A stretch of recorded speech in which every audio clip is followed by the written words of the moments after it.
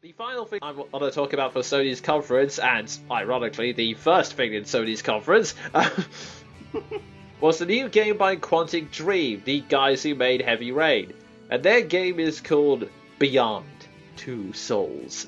Wonder if you're gonna have to press a button to Jason. You may as well do, because, okay, I should probably explain something before we get on. Quantic Dream and their director, I really wish I could remember his name offhand. I'm kind of torn, because on the one hand, I do like that he's trying to put a stronger emphasis on narrative in games and create emotionally driven stories, and from what I've seen of Heavy Rain, it has an incredible atmosphere.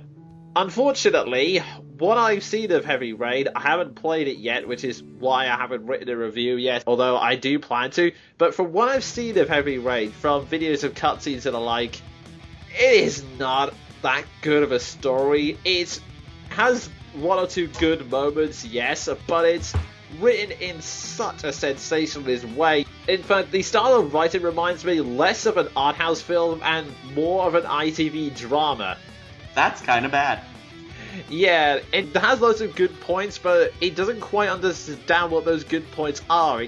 It's the way I describe it. And Quantic Dream seems to be doing the same, because, okay, I did see videos of this, because I was curious as to what it would look like, and the creator came on stage and he talked about the premise, which I had no problem with. I found it really nice that he felt the story was the most important part of the game. And he explained the premise, which is apparently following 15 years of the life of Jodie Holmes, who has a connection to the afterlife. He then says, and I quote, "We'll talk more about the game over the coming months, but I want to talk about one important feature. The actress who will play Jodie Holmes is none other than Elaine Page, the Academy Award winner." I want you to let that sink in. The first thing he decides to introduce after the premise of the game is not the gameplay, not the music, not even who's working on it, but announcing the actress who plays the main character. I mean, yeah, good for you. You got an Academy Award winner to voice a character. The only problem is, it's not really enough to sell a game on its own. I mean, The Legend of Spyro had Elijah Wood as a leading star, and that didn't do much for them. And it wasn't just him, it was Gary Oldman, too. That's what I mean. Okay, Brutal Legend had Jack Black, but they didn't make that the whole selling point of their game. They had, hey, it's a game based around heavy metal, or it has this guy kicking ass and fighting monsters. You know, he explained nothing about what the game's going to be like, whether it's going to be based on the same controls as Heavy Rain or anything like that. It's basically just, oh, we got Elaine Page. That's awesome. It's funny because basically he's insinuating the best part about this game is not the game. Pretty much. And he then followed this up by showing a cinematic from the game, which is apparently from one of the first cutscenes in the game. And I watched it thinking, okay, I knew this guy could be a little bit pretentious and misguided, but maybe I should just block out all cynicism and just watch the scene on its own and see if I get intrigued in the story. I have never seen footage that makes me less interested to play a game in my life. So, I take it it's as bad as Heavy Rain. Well, I'm not quite sure. I mean, Heavy Rain, when I do watch scenes of Heavy Rain, at least it intrigues me. You know, even if my first reaction to the scene was, oh man, that line was cheesy, or oh god, you're being sensationalist, at least it intrigued me. When I saw the first cutscene that ended the tutorial bit, or the introduction, whatever he likes to call it, that intrigued me, even if it was a bit sensationalist and a bit unfortunate for poor Jason. But pressing X to Jason. But this scene, okay, to basically explain what happens in the scene, a cutscene with this sheriff's office with someone who's actually pretty nice and polite considering the situation. He says that he apparently found Judy Holmes lying on the road, and he's taken her in, he's given her coffee, and he's basically saying, hi, do you speak English? I found you on the road. Are you okay? Well, how about a family member? Someone I could call in order to help? And he's basically asking these series of polite questions, and she just sits there, just staring blankly forward. She just sits there for no apparent reason, and then he goes around and talks to her and said, hey, is that a scar in your neck? Is that recent? And then something, I don't know if it's a ghost or psychic power, but something throws the coffee cup and smashes it against the wall. And then what I actually love about it is the sheriff's reaction, because he kind of just sees the coffee cup smashed against the wall. He goes, "Okay then, I'll just be outside. Let me know if you need anything." And just closes the door. Backing away slowly. Then finally, Jody Holmes speaks and then goes, "I know, they're coming." Then suddenly the SWAT team burst in and all train their guns on the door. And then it cuts to like this montage of things being thrown about. And it's kind of hard to describe, but the way it plays out, it's just... none of it just made me care about Jodie Holmes, apart from the fact that, oh, apparently she's got this monster and she had... I wasn't 100% sure if it was just a connection to the afterlife or she uses ghosts to kill people. I don't know. I can't say anything any clearer because that made no sense. Yeah, it's just a random scene. We're not even told, like, we told from the build-up, oh, she has a connection to the afterlife. Even so, it's not really that well explained what our motives are or why the hell we should give her crap. I mean, I don't care if she's voiced by Elaine Page or not. It gave me no reason to care about this character or play as her. That's the main problem I had of it. It just kind of says something when I'd rather play as that unfortunate sheriff rather than her. Because, yeah, whenever your trailer gives your main character one line... Well, I guess kind of the two. She promises she will kill everyone for some reason, I don't know. We're supposed to have a reason to want to play as this character. Yeah, I'll be honest, it's not looking promising to me. It's basically how I describe that. Yeah, and I don't think I'll be picking it up either. Alrighty then, that's all the Sony stuff covered, so we'll now move on to... Microsoft! Alrighty, Microsoft's conference mostly consisted of two parts. First of all, announcing several titles, namely Resident Evil 6, some more on the Tomb Raider game we discussed last year. Fable The Journey has been announced, along with the new Halo 4 with a new trailer, which unfortunately I've yet to see, sorry guys. I just interrupt on that because I have seen the trailer. Microsoft, I have a question. Why did you make it brown? Oh, is it more Gunmetal Grey and Baron Brown then? Well, I did notice one thing. The leaves, the scenery that was basically what I still liked Halo for, has suddenly turned a whole lot more dingy. Oh, for the love of... Ay. And I can probably explain why. It's not Bungie making the games. Yeah, I suppose that's true. For the love of God, it was the one modern shooter that I liked. Please don't turn it to a Call of Duty clone. Oh, speaking of which, they also announced Call of Duty Black Ops 2.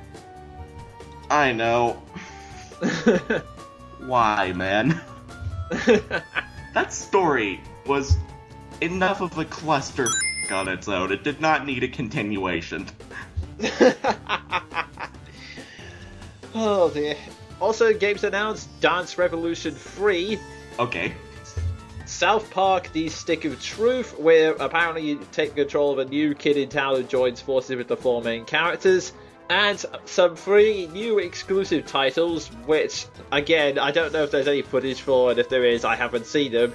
There's Ascent, New Gods, Loco Cycle, which apparently is no information given apart from a futuristic motorbike, and Matter, which is, according to this tech summary, a mixture of Portal and Marble Madness. What? What? Portal and Marble Madness? What? Well, although I will admit, I'm interested in Loco Cycle just for the Loco title. A beautiful example in the art of the combination attack. I am glad to have provided. Anyway, forgive me for sounding a bit cynical, but I don't think anyone can complain about Nintendo whoring out their franchises when, at least on this game, there's also Gears of War Judgment, Halo 4, Resident Evil 6. What all these games have in common? The fact that they kept insisting that Resident Evil 5, Halo 3, and Gears of War 3 were the last in their series. Yeah, one cannot beat the cash cows, apparently. I just sigh. I just know that if and when they ever announce Call of Duty being finished, they're going to be lying right through their teeth. But this is a two-part conference. It wasn't just the games that they announced. Microsoft also announced their new technology, Smart Glass. Again, I haven't seen the footage, so I'm just going to read the summary here. Basically, this service allows you to deliver the Xbox experience to any computer, tablet, phone, and be able to play. Watch shows, movies, listening to music, controlling the Xbox remotely, multi-screen technology, and hang on, this is sounding suspiciously like the Wii U. Interesting. Okay, it's pretty much, from what I can tell, it has the whole screen shifting controls from either a phone or a tablet. It also had added up a second screen, like being able to set up tactics in Madden 13, or in Halo 4 you can check important information in real time using your phone. So instead of using the controller like the Wii U, they allow you to use your iPhone or your tablet, according to this. Call me a cynic, but one screen of Call of Duty is enough. Yeah, I mean, it may just be a coincidence that they were thinking this at the same time, and I guess it's a minor plus point that it's on your phone rather than a separate controller, but really, it's a very strange coincidence that sounds unbelievably similar. And again, one screen of Call of Duty is enough Call of Duty for me. I get much more brown and I'll be reminded of where I live.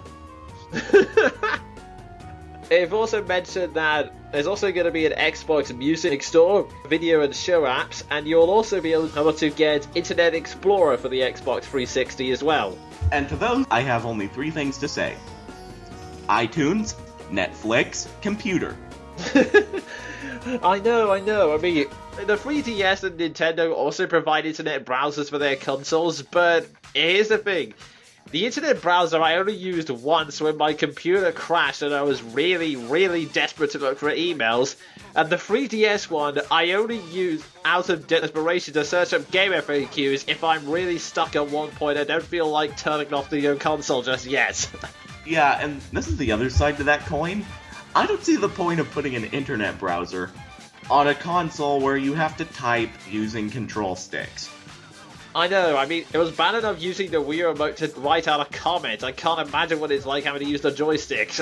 Yeah, it's hard enough typing my username on that thing without having to type in names of sites.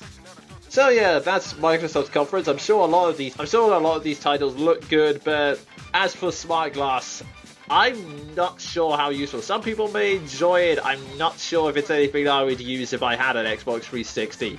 I say, staring at my bank account and sobbing. And as to the titles looking good, yeah, they'll look good if they don't turn Halo brown.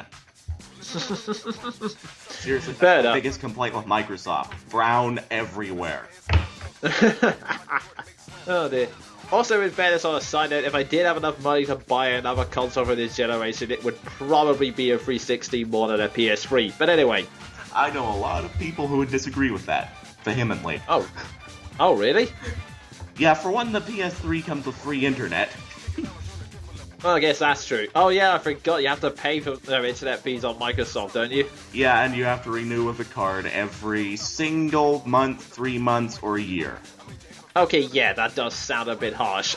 As if Bill Gates needs another solid gold Humvee. Well, I'm sure his children need it. Anyway.